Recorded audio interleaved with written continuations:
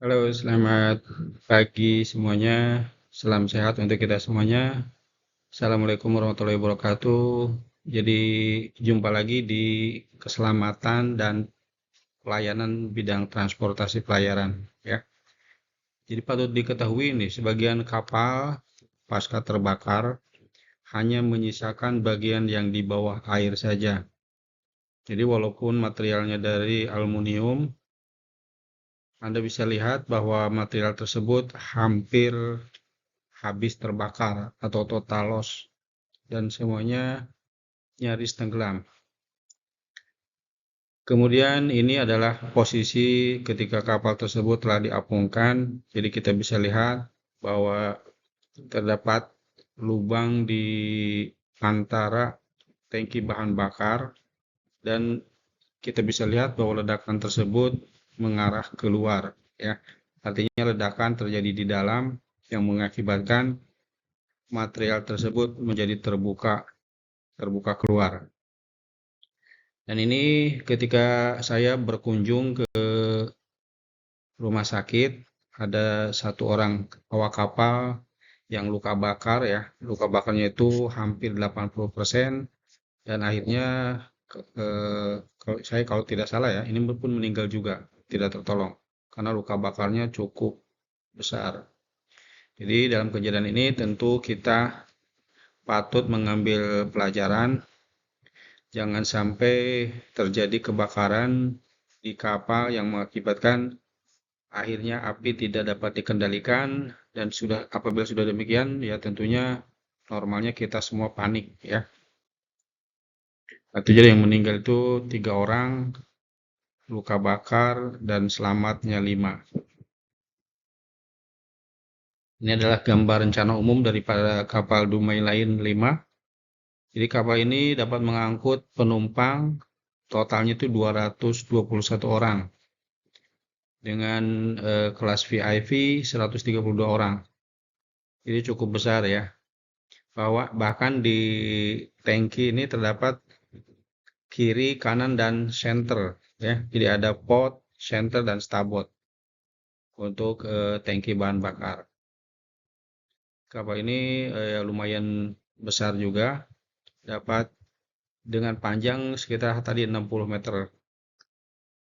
Dan ini adalah tampilan ketika mesinnya masih dalam keadaan utuh, ya. Mesinnya masih dalam keadaan utuh. Kita bisa lihat di kamar mesin. Jadi main engine-nya itu terdapat 3, ya, 3 main engine. Digerakkan oleh 3 unit main engine dengan merek MAN jenis V engine. Dan masing-masing engine terdapat 12 silinder karena dia V, ya, V type. Jadi satu baris itu 6 silinder kali 2, jadi 12. Dan dayanya itu cukup besar, ada 2 kali 1400 horsepower dan ada 1 kali 1800 horsepower. Jadi totalnya itu 3200 horsepower dengan RPM 2100, ya, maksimum RPM. Ini adalah high speed engine putaran tinggi. Anda bisa lihat 2100 RPM. Kecepatan rata-ratanya ketika full RPM bisa mencapai 34 knot. 34 knot. Jadi ini adalah high speed, ya, high speed. Kemudian digerakkan dari tadi main engine-nya, mesin main engine atau mesin induk. Kemudian kapal ini juga dilengkapi dengan generator. Generatornya itu genset merek Dutch. Oh ya, MAN itu dari Jerman, ya. MAN, kemudian Dutch juga sama, buatan Jerman. Kemudian RPM tersebut 1500 dan frekuensinya ada 50 Hz. Menghasilkan daya 37 kW dengan tegangan 220 volt. Terdapat 2 unit genset yang bekerja secara bergantian tentunya.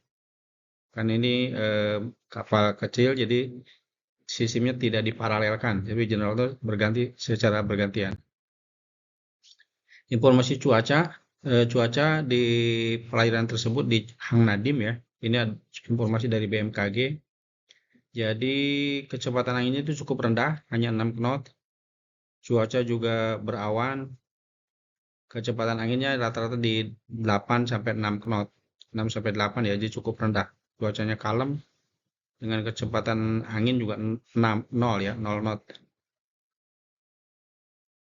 Ini adalah kondisi kapalnya. Jadi terdapat beberapa temuan. Nah, kapal ini tidak diklasifikasikan ya. Kapal ini ditemukan bahwa tidak diklasifikasikan pada biro klasifikasi manapun. Ini sesuai aturan, harusnya kapal yang minimal dengan panjang 20 GT, 20 meter, harusnya sudah diklasifikasikan dan tonase sudah di atas 100 ya, 100 gross tonnage juga harusnya sudah dimasukkan dalam kelas. Dan mesin penggeraknya juga sudah melebihi dari 250 horsepower. Jadi ini tiga item ini harusnya memenuhi bahwa kapal ini wajib dikelaskan ya. Demikian nanti kita lanjut lagi di pertemuan berikutnya. Selamat pagi, tetap semangat dan salam sehat untuk kita semua. Assalamualaikum warahmatullahi wabarakatuh.